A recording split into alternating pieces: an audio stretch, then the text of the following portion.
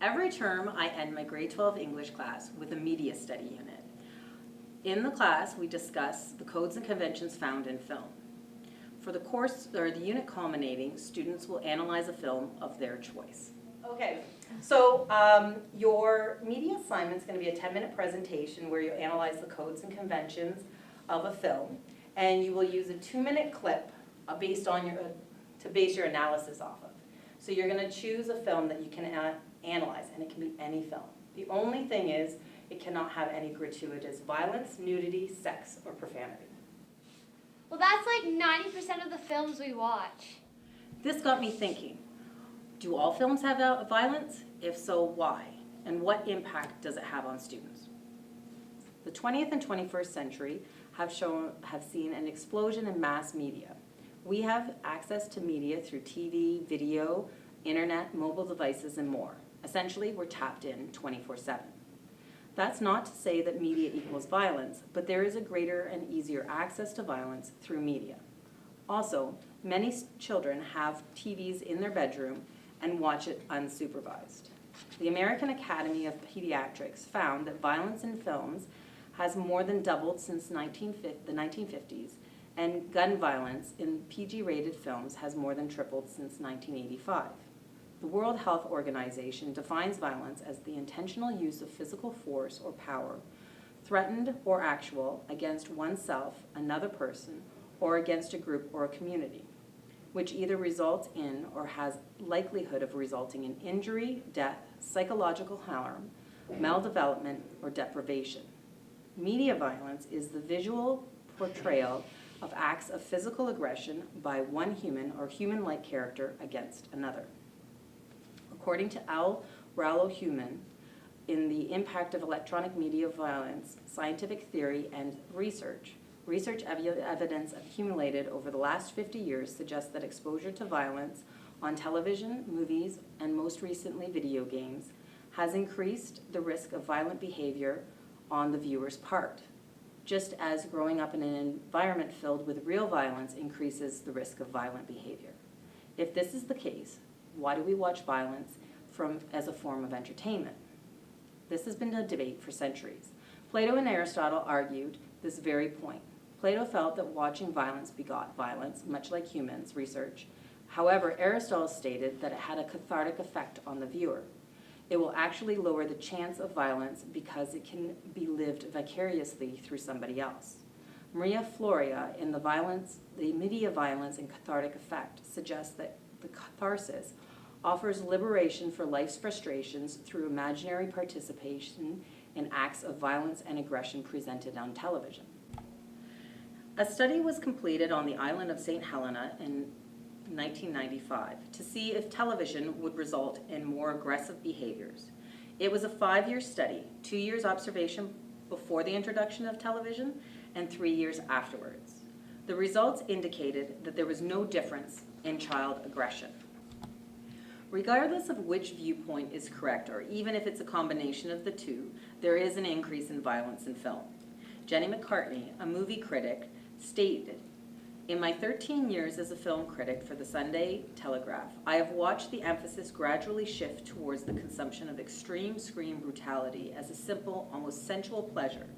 Audiences are invited to relish in a man's head being bashed apart in loving slow motion with the same unquestionable satisfaction as they experience when stuffing down popcorn." Let's look a little more closely at how films have evolved over the last 50 or 60 years. To try and keep with continuity for this case study, we will look at several versions of the film, The Mummy. The 1932 horror, The Mummy, uses shade and light to instill fear in the audience. Even the 1959 version creates a disturbing image. The bandage-wrapped figure indicates a corpse that has been buried for a long period of time. However, contrasted with the 1999 version, the two previous films seem less horrific. The computer-generated image of the half-decayed mummy makes it realistic and disturbing to the viewer. It is the more realistic component that adds the disturbing nature. The Mummy was remade again in 2017. The mummy in this film appears to be more sexually appealing in nature but she is still a disturbing image. Now, if we examine the violent acts which appear on the screen, there are further differences. The 1932 version of The Mummy does not have any clear examples of violence, but you do see Imhotep wrapped in cloth and sealed in a coffin alive. The 1959 version of The Mummy implies violence at one point. Imhotep has his tongue cut out. You cannot see the actual removal of the tongue, but it is suggested through the actions of the men completing the act. The 1999 version shows a shadow of Imhotep draining the life out of one of the characters. Again, there is violence, but it is implied. In the 2017 version of The Mummy, there seems to be even greater violence evident.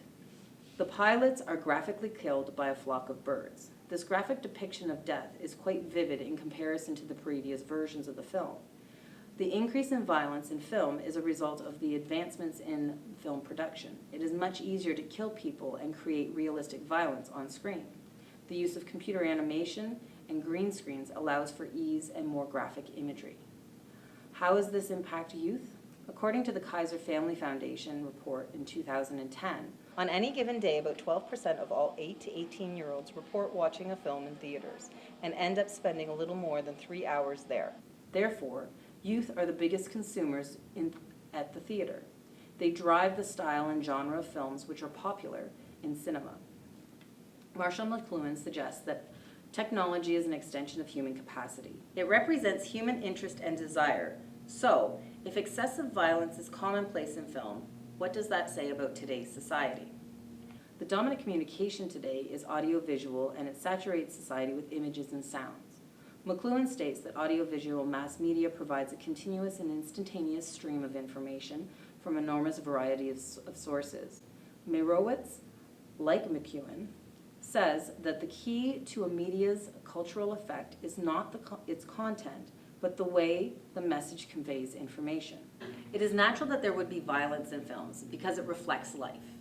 We do not live in a society free of violence, but we experience violence in varying degrees. However, is it necessary to see excessive violence? As shown through the video, violence has increased in film. It is a reflection of society.